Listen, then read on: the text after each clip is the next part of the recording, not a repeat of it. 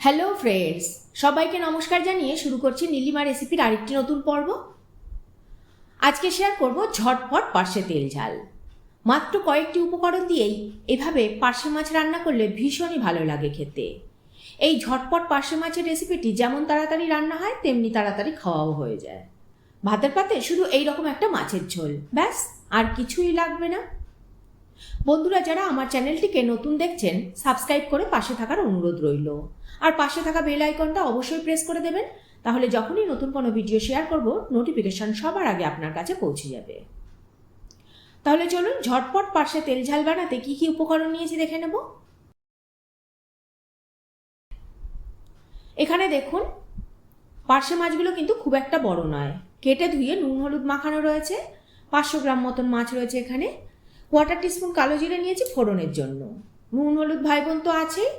আর এখানে মশলার মধ্যে নিয়েছি 1 চামচ সর্ষে, 1 চামচ পোস্ত আর 4টে কাঁচা লঙ্কা। ব্যাস, এই দিয়েই করে ফেলবো ঝটপট পার্শে তেল ঝাল।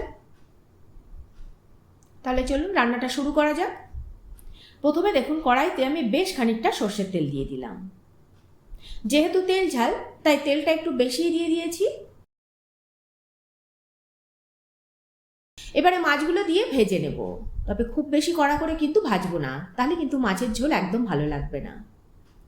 এদিকে দেখুন, সর্ষে পোস্ত কাঁচা লঙ্কা মিক্সিতে পেস্ট করে নিয়েছি। প্রথমে শুকনো অবস্থায় একটু ঘুরিয়ে নিয়ে তারপরে অল্প জল দিয়ে মসৃণভাবে একটা পেস্ট বানিয়ে নিয়েছি। তবে আপনারা চাইলে কিন্তু শিলনোড়াতে বেটে নিতে পারেন, তার স্বাদই কিন্তু হয় আলাদা। আজ হাতে সময় কম ছিল বলে আমি মিক্সি ব্যবহার করলাম, না হলে আপনারা তো জানেনই আমি শিলনোড়াতে বাটা মশলা বেশি প্রেফার করি। এদিকে দেখুন, মাছ ভাজা হয়ে গেছে, 2 পিঠ হালকা লাল করে। এবার তুলে নেব। এইভাবে আমি 2 ব্যাচে সমস্ত মাছগুলোকে ভেজে নিয়েছি।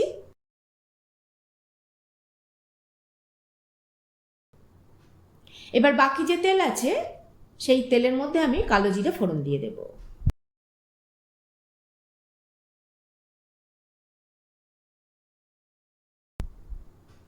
ফোড়নটা ফুটে গেলে মিক্সিতে পেস্ট করা মশলাটা দেব।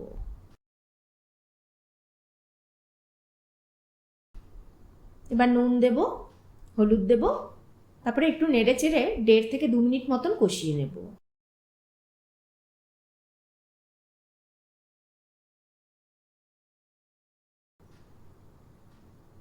খুব বেশি কিন্তু মশলা কষাবো না, তা না হলে কিন্তু সর্ষে আছে, তেতো হয়ে যেতে পারে।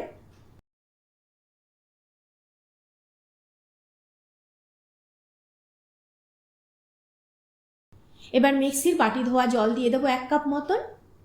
আরও 1 কাপ জল দিয়ে দেব। ভালো করে ফুটিয়ে নেব ঝোলটাকে। ভালো করে ফুটে উঠলে এবার এর মধ্যে ভাজা মাছ দিয়ে দেব। এবার ঢাকা দিয়ে 7 থেকে 8 মিনিট ভালো করে ফুটিয়ে নেব।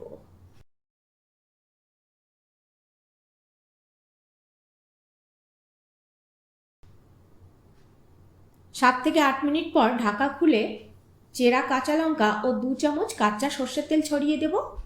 তারপরে ঢাকা দিয়ে আবারও 2 থেকে 3 মিনিট মতন ফুটিয়ে নেব।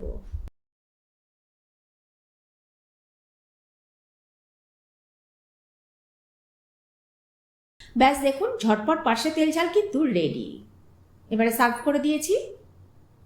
আপনারা চাইলে এর মধ্যে ধনেপাতা অ্যাড করতে পারেন, তাহলে আরও সুস্বাদু হবে। আমার কাছে ছিল না বলে দিলাম না।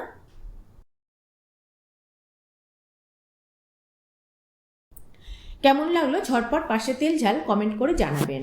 ভালো লাগলে একটা লাইক করে দেবেন। আপনাদের একটা লাইক আর কমেন্টই আমাকে উৎসাহিত করবে পরবর্তী ভিডিও বানাতে। আজ তাহলে এই পর্যন্তই। আবারও হাজির হয়ে যাব নতুন কোনো রেসিপি নিয়ে, নতুন কোনো পর্বে। ভালো থাকবেন, সুস্থ থাকবেন সবাই। অবশ্যই লাইক কমেন্ট শেয়ার করতে ভুলবেন না। নমস্কার।